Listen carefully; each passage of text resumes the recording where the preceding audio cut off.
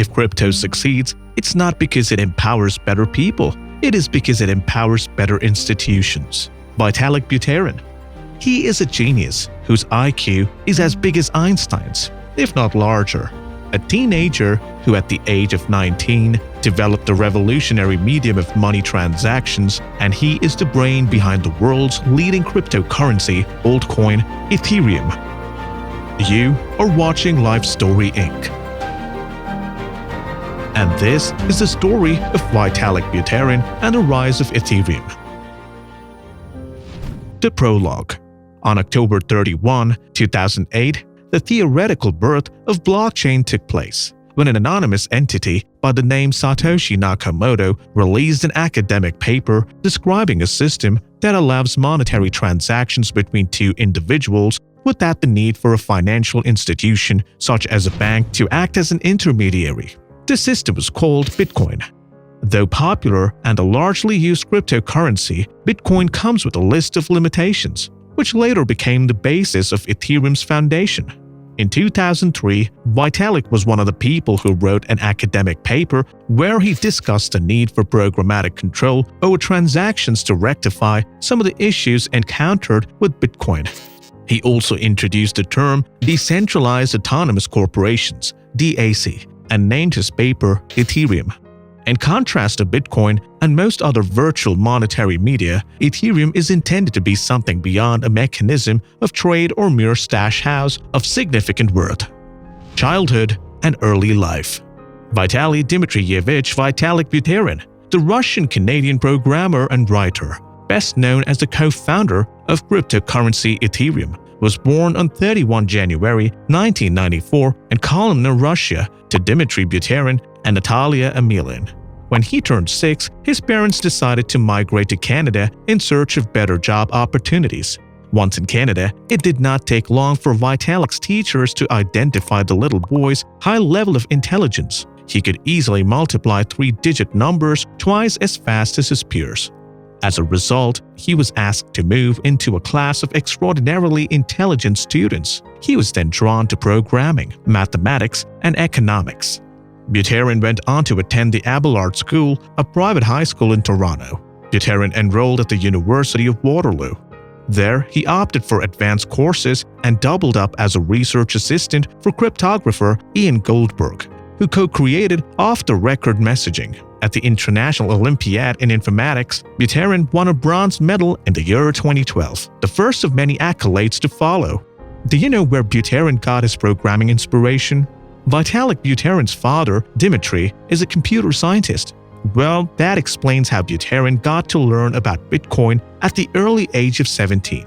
Vitalik was much interested in computer games and even started writing his own under the guidance of his father. In February 2011, his father introduced Bitcoin to Vitalik.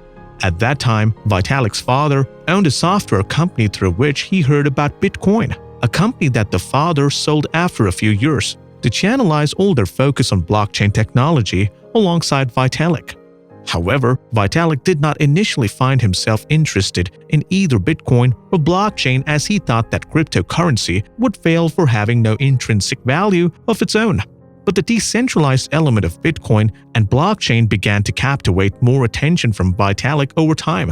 This led Buterin to research more and spend time on understanding various crypto forms, the technology, and their potential. It was then that the real interest in the crypto world peaked at the then 17-year-old Vitalik. Trying to become part of the alternative economy, Buterin started to write articles for the publication called Bitcoin Weekly after he met a person on the Bitcoin forum. He was assured that he will be paid 5 Bitcoins for every article that he writes. As a result, his articles caught the attention of Mihai Elise, the crypto enthusiast. They began to communicate actively, and by the end of 2011, Buterin co-founded Bitcoin magazine. Buterin wrote for the site until the site got shut down due to its insufficient revenue. Vitalik became a huge component of the online community around Bitcoin as well as for cryptocurrencies in general.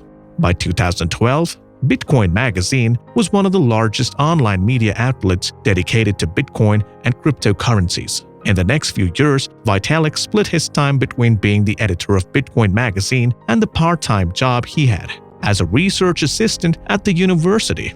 In 2013, he visited different countries to meet developers who shared his passion for coding. On being awarded a grant of $100,000 from the Thiel Fellowship, a scholarship created by Peter Thiel, a venture capitalist, he dropped out of university in 2014. He dedicated all his time, energy, and brains to Ethereum.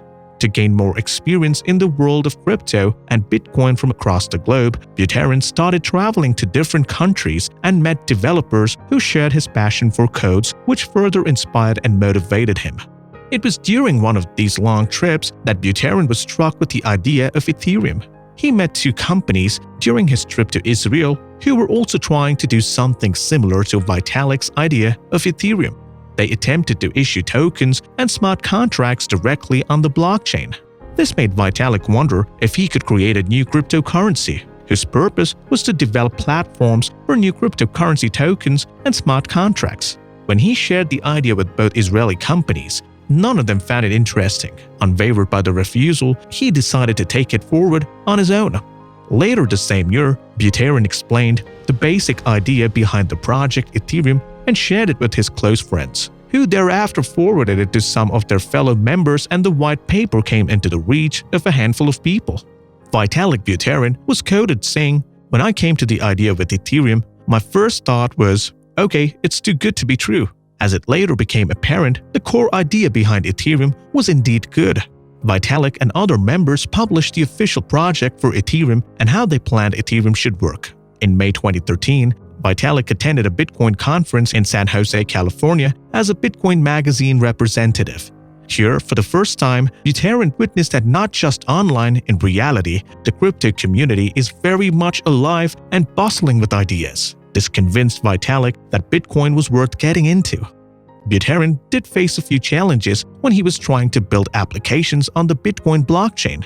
He trusted that blockchain technology should not be limited to financial applications but support more common computations as well. Bitcoin was established as a substitute for public monetary forms, thus tries to be a method for trade and a store of significant worth. But Vitalik's dream was to make an altcoin that permits developers to build blockchain applications, and so Ethereum was planned as a stage for irreversible programmable agreements and applications utilizing its own currency, Ether. That means Ethereum facilitates the smart contracts. So, what are smart contracts? Smart contracts are coded programs that are stored on a blockchain and run when predetermined conditions are met. They execute an automatic agreement and they cannot be altered. For example, a smart contract could be programmed to release funds for someone's birthday each year. It could also be programmed to release payments once someone confirms receipt of delivered goods. Soon after, Buterin and his team chose to move to Zug, Switzerland, which later came to be known as Crypto Valley. Zug became the home for Ethereum's foundation, a non-profit organization that is mainly responsible for the development of Ethereum and its open-source software. During the time when the team moved to Zug, the team had little money to run the project. They put a paper at their front door which reads as, "One should be more than welcome to sponsor a cup of coffee." Later in 2014, Ethereum raised approximately 31,000 bitcoins during its ICO, initial coin offering, which at the time was equal to $18.3 million. The huge amount of Ethereum raised made Ethereum the third biggest ICO worldwide at the time. On June 2, 2017, Vitalik met with Vladimir at St. Petersburg International Economic Forum under the Ethereum Russia event, where Putin admitted that he had supported the idea of establishing ties with possible Russian partners. Talking about the Ethereum project, Buterin said that he is very grateful to work in such an interesting area of industry where he has the chance to interact with mathematicians, cryptographers, economists every week. However, a New York article in 2018 revealed that Buterin's father said that his son is trying to avoid the focus being on him as a philosopher king. Buterin wanted to focus his time on research and is not excited about the importance the community assigns to him. The future of Ethereum. In general, the future of Ethereum is looking good in terms of its value and prospects. The fate of Ethereum's path is tied to its union with the billion-dollar DeFi space. The highly anticipated London hard fork upgrade is another remarkable factor that will play a central role in the rise of Ether's value. There were rumors that were sparked off from 4chan on June 25, 2017, that Vitalik had met with a car accident which claimed his life. The outbreak of his news led to a drop in the ETH to about $4 billion. Right now, a lot is happening with Ethereum. In 2022, Ethereum plans to complete the ETH2 with the rollout of shard chains.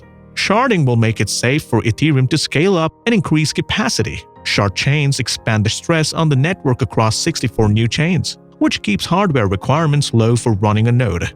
However, there is no fixed date for completion other than the year. It means that if you stocked Ethereum today, you would face a long wait of a year or more before you can touch your ETH or stake or withdraw your ETH reward tokens. If all goes as planned, on completion of the ETH2, you can access your ETH and ETH reward tokens. But there is no guarantee against obstacles or delays. A lot can happen in 12 months, especially with cryptocurrencies. Takeaway points: have the guts to venture alone? Vitalik's interest in Bitcoin made him write articles. Despite being refused, he carried on by himself. Self-confidence is the key to success. Have the humility to relinquish control. When Vitalik released his white paper, many people viewed it positively and wanted to work with him. He maintained his humility throughout. Have the smarts for networking. Vitalik worked hard at gaining support for Ethereum. He tirelessly traveled around the world to meet with government officials and business leaders so that he could explain the concept of Ethereum and claim its benefits. So, what have you learned from his life story? Mention it in the comments below. If you liked the video, give it a like, share it with your friends. Subscribe to the channel for more content on entrepreneurs and their life stories. Watch the life stories of other entrepreneurs by clicking the link below.